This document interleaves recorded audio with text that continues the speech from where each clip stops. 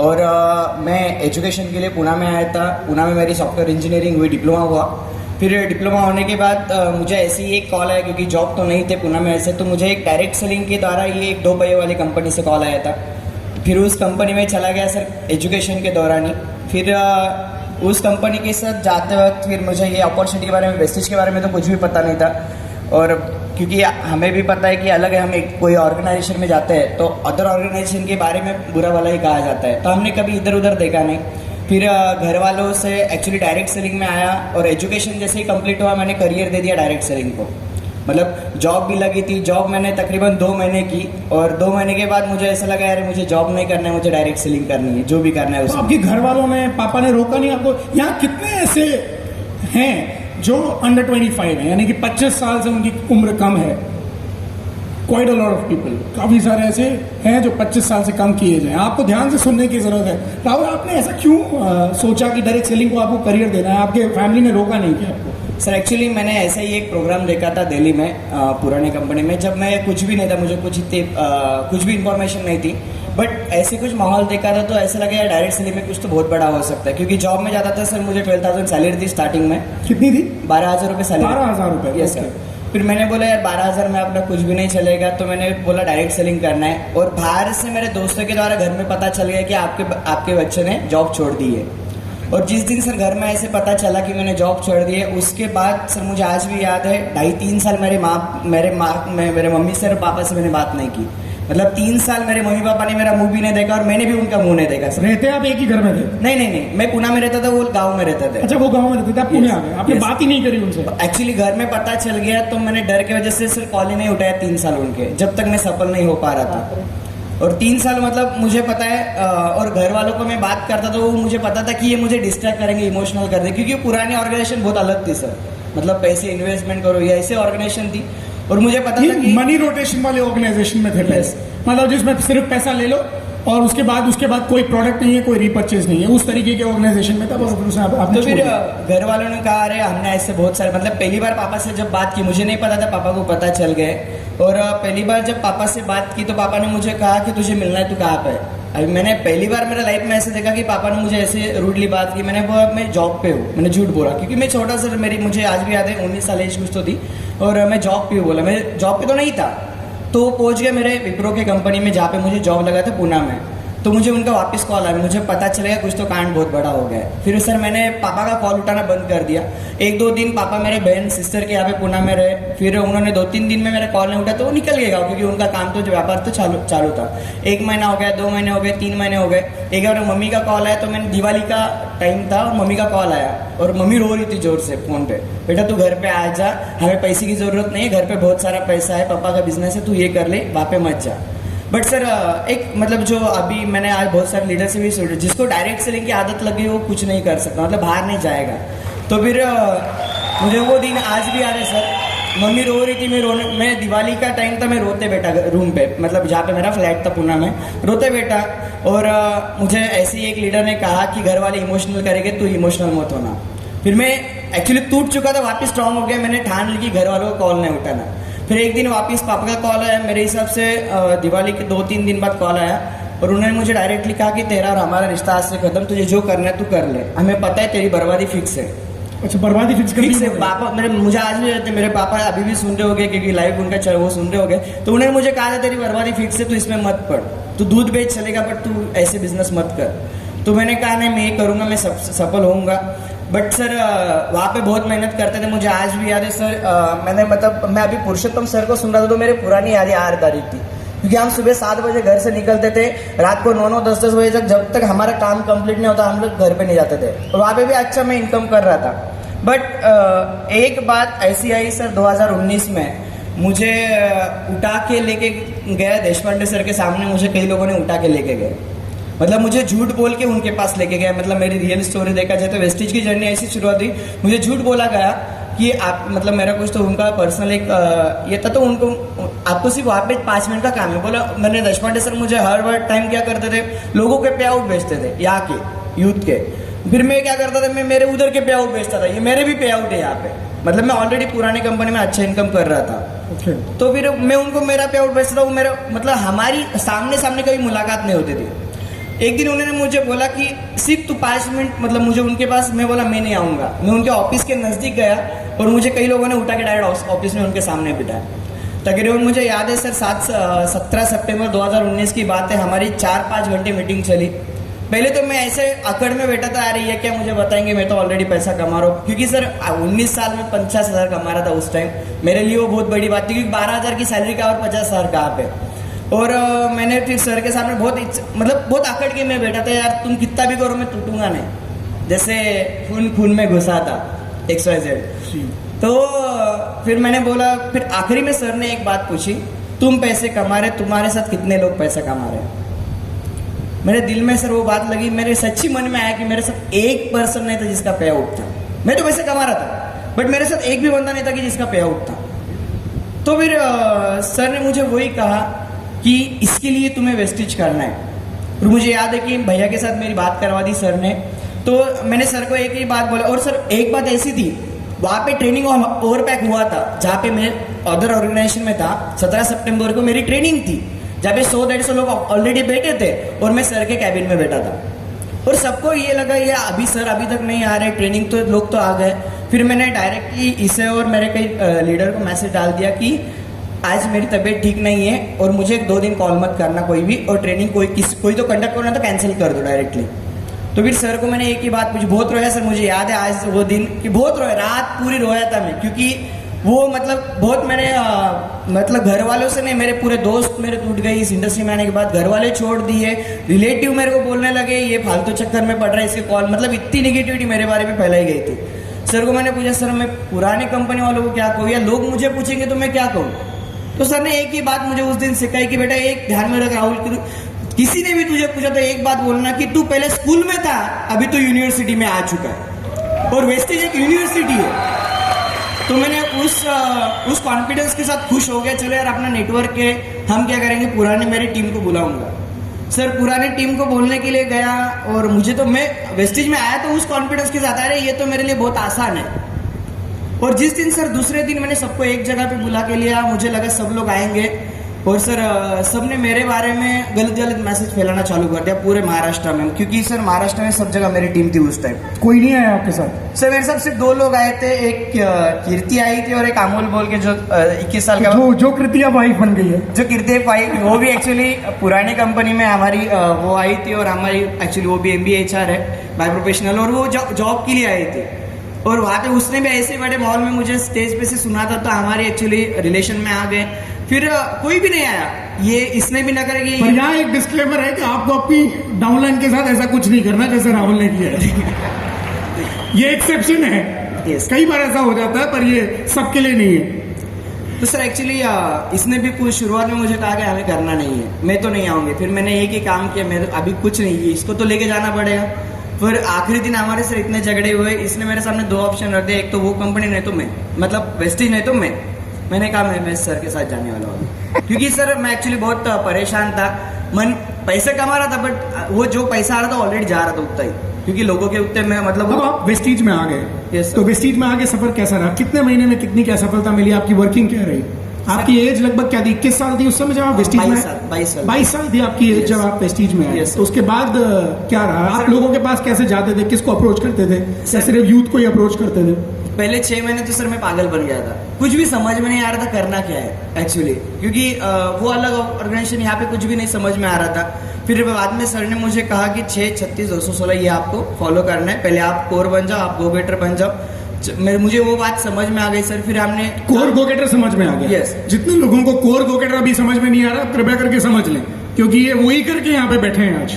तो सर फिर एक बात समझ में आ गई कि हमें करना है एक ही काम है। मैंने क्राउन क्लब भी माइंड में नहीं डाला, सिर्फ कोर और गो गेटर, कोर और गो गेटर, यही सिस्टम दिमाग में डाल दी सिर्फ कि मुझे क्या करना है, मुझे एक को कोर बनाना है, उसको गो गेटर बनाना है। फिर उसके साथ हमने काम करना शुरू किया सर। पहले 6-7 महीने मुझे तकलीफ आई, बट एक्चुअली बिजनेस, क्योंकि हम ज्वाइन हुए और लॉकडाउन आया। पहले मुझे आज भी याद है, मैं कहना चाहूँगा, हम सूरत में पहला FRU अटेंड किए थे, मुझे याद है आखिरी से 2 या तीसरे लाइन में था मैं, और उस FRU से मेरा एक्चुअली निर्णय हुआ था, तब आया था तो 3 लोगों के साथ आया, इस टाइम आया तो 40 लोगों के साथ FRU के लिए आया हूँ। बट एक बात अलग है, उस टाइम था पीछे बैठा था सर, अब आया तो अगले 4थे रो पे आ गया।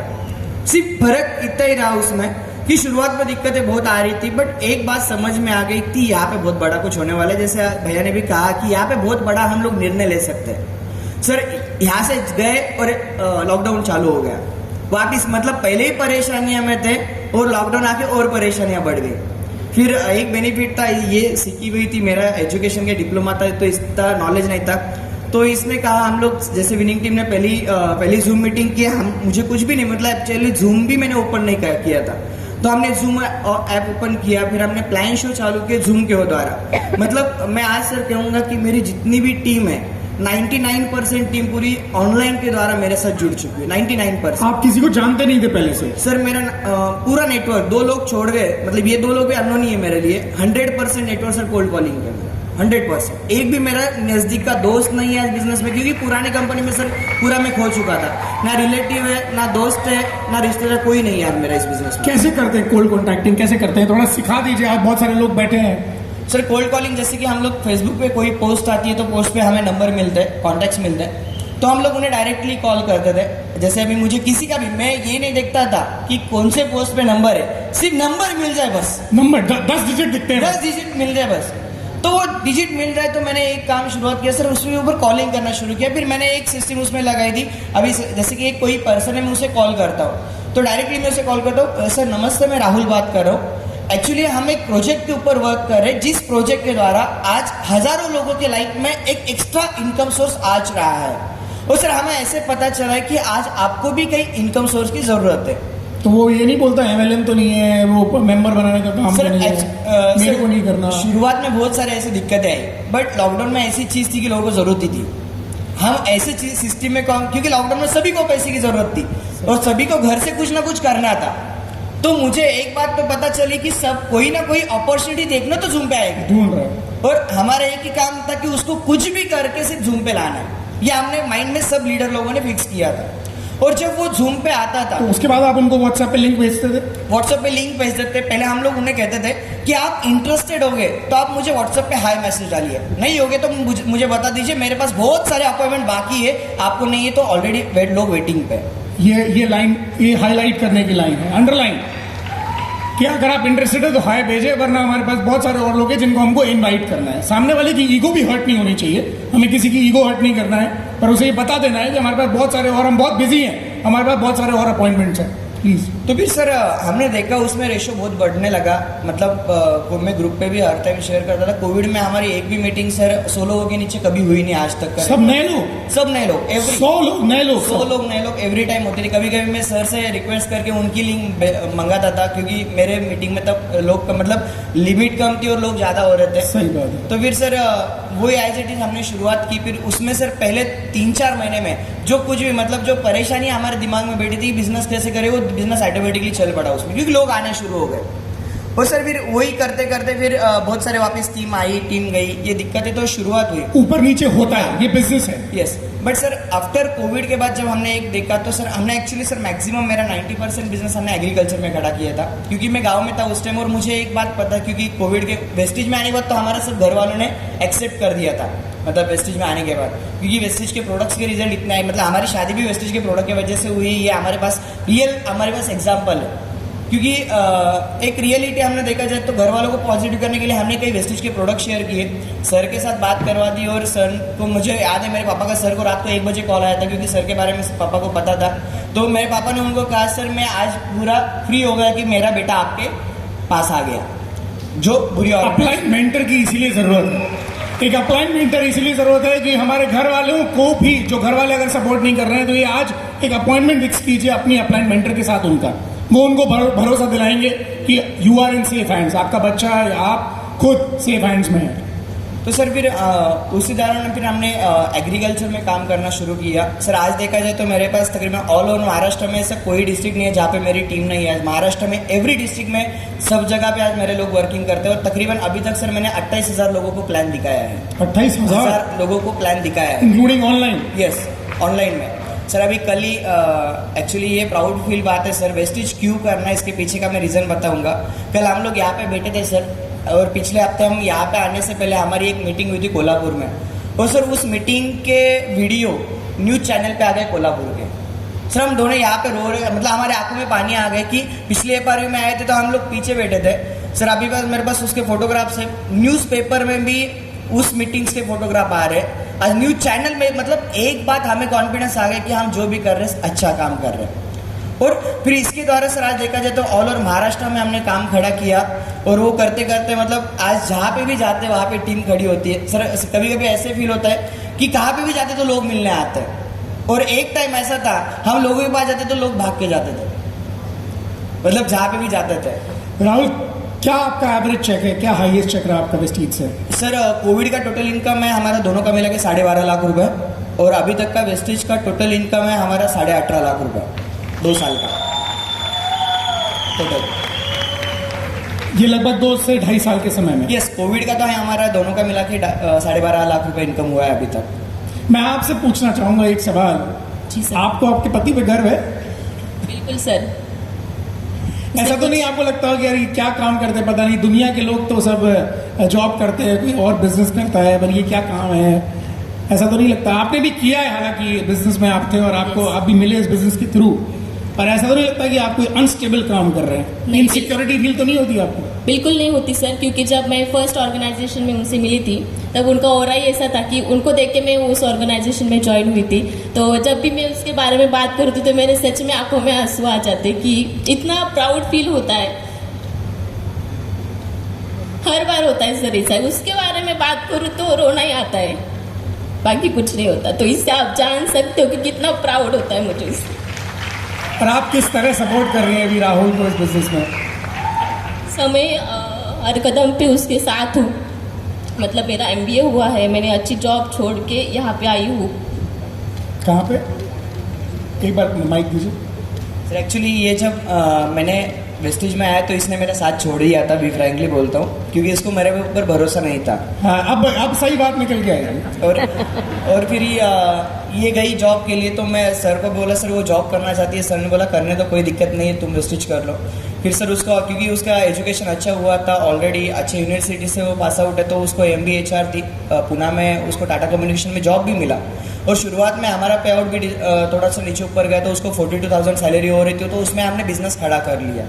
तो ऐसे करते करते उसको मतलब एक्चुअली हेल्प तो आज देखा जाए तो हम दोनों career as a full time इसमें आज हमारे साथ पूरी टीम हमारे साथ फुल टाइम में वर्क कर रही है। बट आज भी आज कि शुरुआत में इसने भरोसा नहीं रखा था, बट जैसे जैसे वेस्टेज का मेरा एक पे आउट आया 61,000 उसके 6 महीने के बाद में, मतलब वेस्टेज का 6 मंथ का मेरा पे आउट था 61,000 रुपीज, और उस टाइम 6 महीने में 61,000 पे आउट आया था मेरा पहले 6 महीने में। यस, पहला चेक सर मेरा 328 रुपये था, दूसरा चेक 750 रुपये था, तीसरा चेक 4,500 रुपये था, चौथा चेक मेरा 6,000 के लगभग था, 5वें महीने में मैंने स्टार किया था, और 5वें महीने में स्टार किया था, और 6ठे महीने का चेक मेरा 61,000 क्रॉस हुआ। 6 महीने में 61,000 रुपीज कोविड में सर, फर्स्ट 6 मंथ्स, और तब कोई आया नहीं था। यस, तो सर मतलब एक्चुअली आज देखा जाए तो पूरी मतलब हम लोग जहाँ पे भी प्लान दिखाने जाते हैं या जहाँ पे भी आते हैं, हम दो लोग जाते हैं, दोनों साथ में जाते हैं। और आउट ऑफ महाराष्ट्र के, मतलब महाराष्ट्र में बाहर के जो प्लान होते हैं वहाँ पे मैं अकेला जाता हूँ, और ये सिटी के पूरे प्लान, ये अहमदनगर में सब जगह ये पूरा प्लान ये हैंडल कर। अच्छा, आप एक बार मैंने और बात की थी आपसे, तो मुझे पता चला आप लोग मास कॉलिंग करते हैं। यस, तो मास कॉलिंग कैसे करते हैं एक बार बता दीजिए। कितने लोग बैठते हैं एक साथ एक जगह पे और कैसे कॉल्स करते हैं, कितने लोगों को टच करते हैं और कितने लोगों की फिर मीटिंग करते एक्चुअली हैं? सर यहाँ पे मेरा पूरा ग्रुप आया है अहमदनगर का। हम लोग क्या करते हैं कि हम जहाँ से भी नंबर मिलता है हमें नंबर का, हम सर जाते जैसे रास्ते पे बोर्ड पे भी नंबर दिखा तो वो नंबर हमारा, तो रास्ते में बोर्ड पे नंबर मिला तो वो नंबर, कृषि सेवा केंद्र दिख गया वो नंबर हमारा, टेलर वाला दिख गया वो नंबर हमारा, जहाँ पे नंबर दिख गया वो नंबर हमारा होता है। मतलब 10 डिजिट का जो नंबर है वो इनका है, वो हमारा है। बाकी सर उसका प्रॉब्लम है करना नहीं करना है, हमारा प्रॉब्लम है प्लान दिखाना है, ये बात है। और हाँ, एक बात तो पक्की है सर, अपना ज्वाइन नहीं होता पर पराया पक्का ज्वाइन होता है, क्योंकि उसका दर्द उसको ही पता है। और हम लोग सर एक ऑब्जर्व हम लोग हर टाइम करते थे, मतलब आज मैं अमोलिया के थे, हम लोग एक ऑब्जर्व करते हैं, जिस दुकान में भीड़ नहीं है वो नंबर अपना है ज़्यादा से ज़्यादा, मतलब उसके पास अभी कोई कटिंग वाला है और उसके पास भीड़ नहीं है तो नंबर वो हमारा है। और फिर हम लोग उसे कॉल, जैसे अभी मैंने कॉलिंग की, सब लोगों को हम लोग नंबर डिस्ट्रीब्यूट करते हैं, सब लोग उसके ऊपर कॉलिंग करते हैं, एवरी लीडर्स। अच्छा, नाम पता हो चाहे नहीं पता हो, नहीं पता, कोई नंबर चाहिए। नाम तो हम लोग ऐसे भी निकाल लेंगे ट्रू कॉलर से नाम तो वैसे भी निकल जाएगा। और फिर हम लोग उसे कोल्ड कॉलिंग बताते हैं सर, मैं कितने ना लोगों को आपने, कितने लोग बैठ के कितने लोगों को कॉल किया?